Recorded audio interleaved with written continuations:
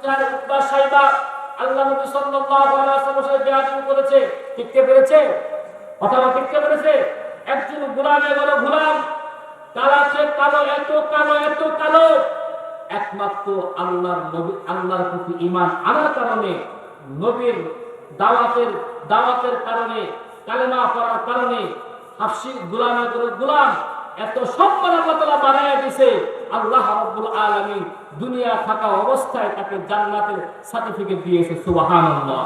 কিন্তু বিশ্বাস করেন আবু জাহেল মক্কা নগরীতে সবচেয়ে ধনী লোক ছিল, তার সম্পদ ছিল, তার সৌন্দর্য ছিল, তার জ্ঞানী, তার জ্ঞান, তার কথার ভঙ্গি এত সুন্দর ছিল। মক্কা নগরীতে আবু জাহেলের মতন নবীর পরে আবু জাহেলের গুণ ছিল বেশি, কিন্তু একটা জিনিস মানে নাই, সেটা হলো লা ইলাহা ইল্লাল্লাহু মুহাম্মাদুর রাসূলুল্লাহ সাল্লাল্লাহু আলাইহি ওয়াসাল্লাম। বলেন আবু জাহেলের নাম আমরা নিতে গেলে কি সম্মান নিয়ে বলি না বেসম্মান নিয়ে বলি? বলেন কি বলি? বেসম্মান নিয়ে বলি, ঠিক কিনা বলেন? মুসলমান অতীতে যারা আলেমের সাথে বেয়াদবি করেছে দেশে টিকতে পারা নাই, টেনশন করি না, আমরা আলেমরা টেনশন করি না, কারণ আমাদের সাথে বেয়াদবি করলে আমরা বিচার করবো না, বিচার আসমান থেকে ফয়সালা হয়ে আসবে, ঠিক কিনা বলেন? এমন ফয়সালা হয়ে আসবে দেশ থেকে এমন ভয়ে পালিয়ে যাইবা কাপড় চুপড় নেওয়ার সময় পাবা না। কথা কয় ঠিক কিনা? কাপড় চুপড় নিয়ে ঠিক সময় পাবা না, এমন ভাবে চলে যাইবা। মুসলমান এই বাংলাদেশের নক্ষত্র এমন কোন দেশে সফর করে নাই। পাখি, কোরআনের পাখি যার নাম বলা হয়, কোরআনের পাখি আল্লামা সাইদি রাহমাতুল্লাহি আলাইহি, যার তাফসীরে শত শত কোটি কোটি মানুষ মুক্ত হয়ে শুনেছে। শুধু মুসলমান নয়, ইহুদি, খ্রিস্টান, নাসারা পর্যন্ত কোরআনের পাখি তাফসীর শুনেছে। অসংখ্য হিন্দু, খ্রিস্টান, মুসলমান হয়েছে। এই নিষ্পাপ কোরআনের পাখিকে জেলখানা বছর কি বছর জেলখানা কষ্ট দিয়েছে। বলেন আল্লামা সাইদি সাহেবের সম্মান কমছে না বাড়িয়ে গেছে? কথা কন, সম্মান বাড়ছে না কমে গেছে? সম্মান দেওয়ার মালিককে, মুসলমান আলেমের সাথে বেয়াদবি করলে কি ক্ষতি হয় একটা ঘটনা হাদিস বললে আপনারা বুঝতে পারবেন। শুনতে রাজি আছেন তো? এই শোনার পরে আমল করতে পারবেন ইনশাআল্লাহ? মুসলমান ভাই আমার, আয়াসের প্রতিবাসী গভীর মনোযোগ দিয়ে কথাগুলো শুনবা। আলেমের সাথে বেয়াদবি করলে কি ক্ষতি হয়? প্রতিবাসী মুসলমান, একদিন আল্লাহ নবী সাল্লাল্লাহু আলাইহি ওয়াসাল্লাম সাহাবীদেরকে নিয়ে বসে আছেন। এমন সময় নবীর কানে খবর এসেছে কোন এক মুসলমান দুনিয়া থেকে মারা গিয়েছেন। আল্লাহ নবী সাল্লাল্লাহু আলাইহি ওয়াসাল্লাম যখন শুনেছেন একটা মুসলমান দুনিয়ার জমিন থেকে মারা গিয়েছে, আল্লাহ নবী সাল্লাল্লাহু আলাইহি ওয়াসাল্লাম অসংখ্য সাহাবীদেরকে নিয়ে আবু বকর সিদ্দিক, হযরত ওমর ফারুক, হযরত আলী রাদিয়াল্লাহু তাআলা আনহু, এইভাবে বড় বড় সাহাবীদেরকে নিয়ে আল্লাহ নবী রওনা দিয়েছে। ওই মুসলমানের জানাজা নামাজ শরীফ হবে।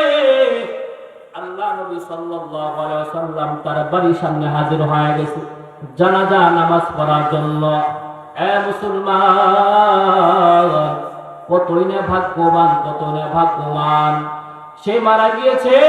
আল্লাহ নবী জানাজা নামাজ পড়াবেন, এর মধ্যে সৌভাগ্যবান আর কি হতে পারে? সবাই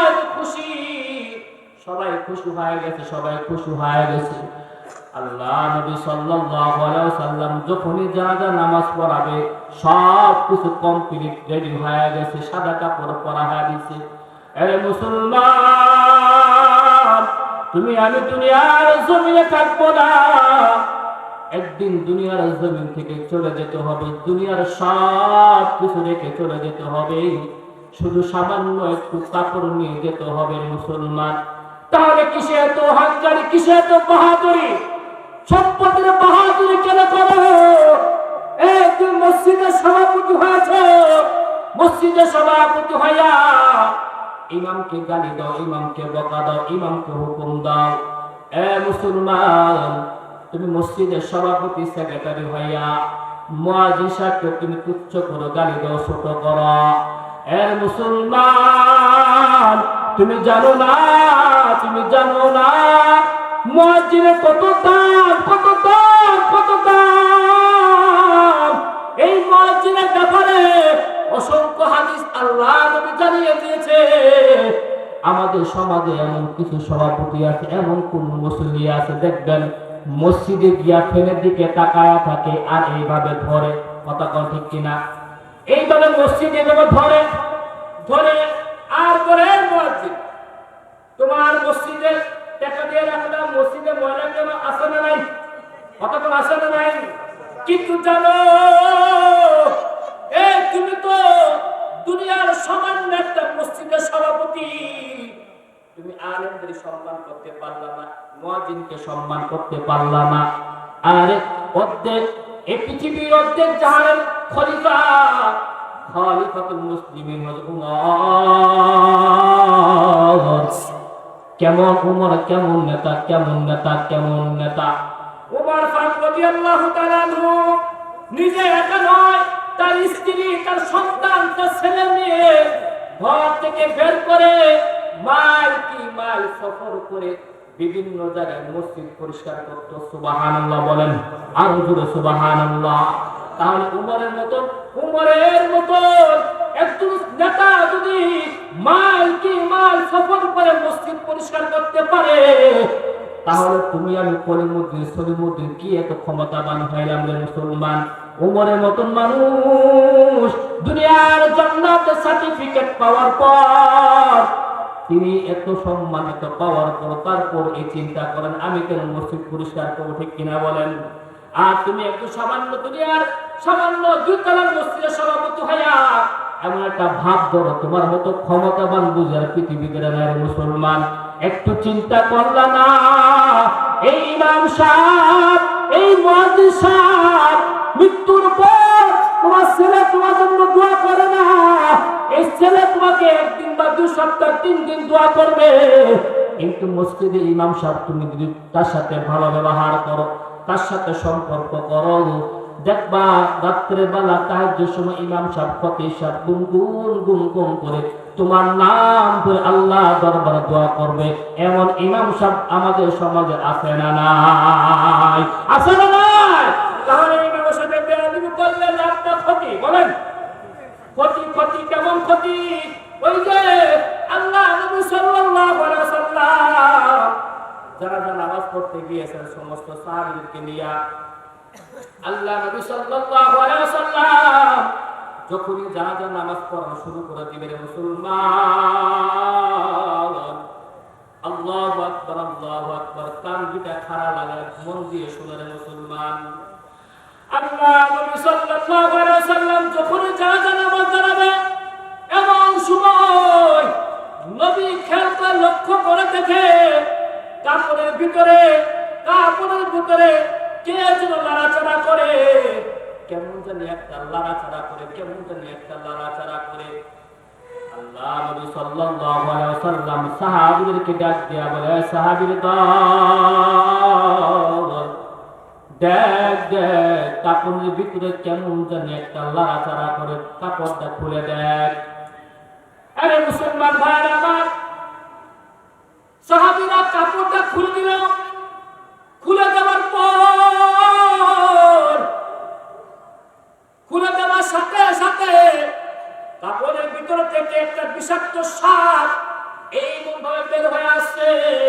নাউযুবিল্লাহ, কয় না রে, এমন একটা বিষাক্ত সাপ বের হয়ে আসছে রে মুসলমান। দুনিয়ার সামান্য একটা ছোট সাপ, বিষ ছাড়া, তাতে কোনো বিষ নাই, তারপর মানুষ ভয় পায়, আসে না নাই? আসে না নাই? আর বিষাক্ত সাপ দেখলে উপায় নাই, কথা কও ঠিক কিনা?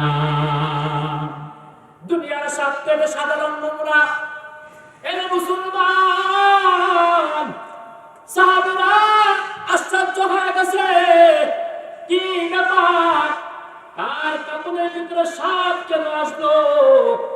আল্লাহ নবী চোখ দিয়ে টপ টপ টপ টপ করে পানি পড়া শুরু হয়ে গেছে রে মুসলমান। আল্লাহ নবী জানেন যার দেহের মধ্যে কবরে যাওয়ার আগে সাপ আল্লাহ তাআলা দিয়ে দিয়েছে, অবশ্যই তার কোনো বড় কোনো গুনাহ আছে রে মুসলমান। আল্লাহ নবী টপ টপ টপ টপ করে পানি পড়া শুরু হয়ে গেছে। আবু বকর সিদ্দিক রাদিয়াল্লাহু তাআলা আনহু নরম সাহাবী আবু বকর সিদ্দিক রাদিয়াল্লাহু তাআলা বড় একটা লাঠি নিয়ে এসে সাতটা মেরে ফেলবে, বড় একটা লাঠি নিয়ে আসে রে মুসলমান। আবু বকর সিদ্দিক রাদিয়াল্লাহু তাআলা যখনই মারতে যাবে এমন সময় সাতটা আল্লাহ দরবারে দোয়া করে, আল্লাহ আমি তো আসি না, আমাকে তো আপনি পাঠায়া দিয়েছেন, আমি আসার কারণে আবু বকর আমাকে মারতে আসতেছে, আল্লাহ আমার জবানটা খুলে দাও, আমি যেন আবু বকর সাথে একটু কিছু সময় কথা বলতে পারি। বল সুবহানাল্লাহ, আল্লাহু আকবার। আল্লাহ পারে কি পারে না বলেন? আল্লাহ পারে কি পারে না? আল্লাহ সে ক্ষমতা আছে রে মুসলমান। সাপটা যখন আল্লাহর কাছে দোয়া করেছে রে মুসলমান, সাথে সাথে সাপের জবানটা খুলে দিয়েছে। আল্লাহু আকবার। সাথে সাথে সাপের জবানটা খুলে দিয়েছে। সাবধান! আবু বকর সিদ্দিক লক্ষ্য করে ডাক দিয়া বলে, এ আবু বকর সিদ্দিক, আমি তোমাকে চিনি তো আবু বকর। আল্লাহু আকবার বলেন।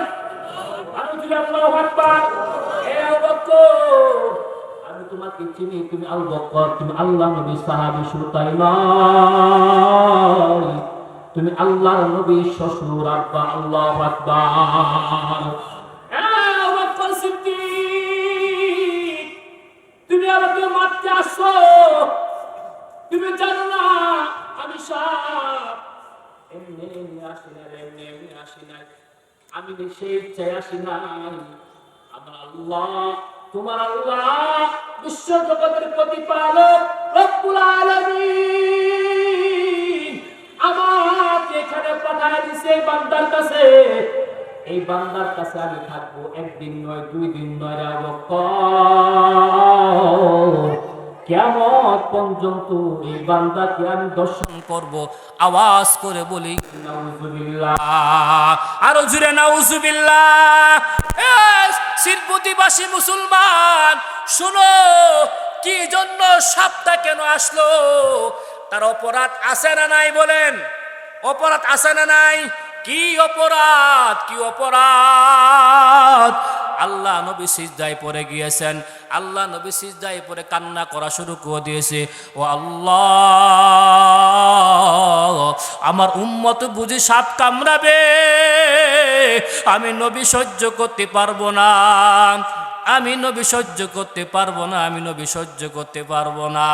আল্লাহ তাআলা জানায় দিলে, এ মুহাম্মদ, এ হাবিবুল্লাহ, আমার আল্লাহ রাসূল শোনা, এই বান্দার কোনো অপরাধ নাই, এই বান্দার কোনো দোষ নাই, এই বান্দার 3টা অপরাধ আছে। কয়টা অপরাধ বলেন? কয়টা কয়টা কয়টা? এই 3টা অপরাধ আমাদের সমাজে অভাব নাই। 3টা অপরাধ কি? 3টা অপরাধ কি? আল্লাহ তাআলা জানায়া দিলেন, ও আল্লাহ রাসূল শুনেন 3টা অপরাধ কি? 3টা অপরাধ কি? 1 নম্বর অপরাধ, আমার এই বান্দা জীবনে কখনোই নামাজ পড়তো না, নামাজকে নষ্ট করে দিয়েছে রে মুসলমান। এবার আওয়াজ করে বলো, আমাদের সমাজে বেনামাজি কম না বেশি? কম না বেশি? আরে মুসলমান ভাইরা আমার, বেনামাজি হয়ে মৃত্যুবরণ করবা, তুমি মরতে দেরি, আল্লাহ তাআলা তোমার সামনে সাপ দিতে দেরি করবে না। এ মুসলমান, 2 নম্বর অপরাধ হলো, এই বান্দা কখনোই যাকাত দিত না। কি দিত না বলেন? এই বান্দা কখনোই যাকাত দিত না। ধন সম্পদ ছিল, যাকাত দেয় নাই। এবার আওয়াজ করে বলো, আমাদের এলাকায় যাকাত দেয় না এমন লোক সংখ্যা কম না বেশি? কম না বেশি? মুসলমান 3 নম্বর অপরাধ কি? 3 নম্বর অপরাধ, 3 নম্বর অপরাধ কি? বান্দারা আলেম উলামার সাথে সম্পর্ক ভালো ছিল না, আলেমের সাথে বেয়াদবি করেছে রে মুসলমান। এই জন্য হাতে ধরে পা ধরে বলে যায়, 3টা অপরাধ করবা না। 1 নম্বর নামাজ ছাড়বা না, 2 নম্বর জাকাত দিবা, 3 নম্বর আলেমের সাথে বেয়াদবি করবা না। এই 3টা অপরাধ যদি করো, মরতে দেরি, তোমার কবরে সাপ আসতে দেরি করবে না। আওয়াজ করে বলি নাউজুবিল্লাহ। ও মুসলমান, নামাজকে হেফাজত করব, জাকাত দিব, আলেম ওলামার সাথে সম্মান করবো ইনশাআল্লাহ। এই মাদ্রাসা এটা সবার মাদ্রাসা। এই মাদ্রাসা তালেবে ইলম এটা এইখান থেকে সূচনা হয়ে বড় আলেম হবে, বড় হাফেজ হবে, বড় মুফতি হবে। এই দোয়াটা আপনি কিয়ামত পর্যন্ত পাবে তাই নয়, হাসরের ময়দানে আপনাকে খুঁজে খুঁজে বের করে আল্লাহ তাআলা তোমাকে জান্নাতে প্রবেশ করায় দিব। সুবহানাল্লাহ বলেন। এই জন্য মাদ্রাসা সম্পর্ক করব, তো মাদ্রাসার সম্পর্ক ভালো রাখবো, আলেম ওলামার সাথে সম্পর্ক ভালো রাখবো, মাদ্রাসা তালেবে ইলমের সাথে সম্পর্ক ভালো রাখবো ইনশাআল্লাহ। আল্লাহ তাআলা আমাদের সকলকে কবুল করুক।